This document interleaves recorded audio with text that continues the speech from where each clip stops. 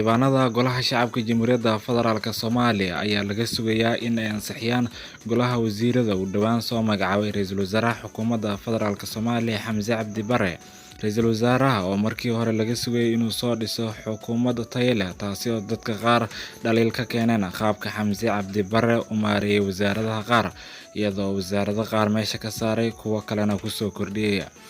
Magacaabista kadib, xildhibaano ka tirsan golaha shacabka Jamhuuriyadda Federaalka Soomaaliya ayaa ka hor yimid qaabka loo soo dhisay golaha wasiirada cusub, iyagoo ku doodaya in beelaha qaar laga qaaday wasaaradihii ay hayeen, waxayna sheegeen in beelo kale lagu qanciyay wasaaradihii ay xaq u lahaayeen.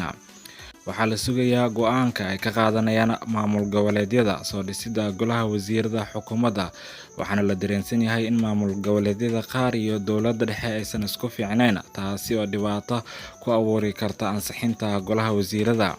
Dadka qaar ee falanqeeya arrimaha siyaasadda waxay sheegeen in maamul goboleedyada qaar aan la siin wasaarad tayo leh, taasi oo sii adkeyn karta ansixinta golaha wasiirada.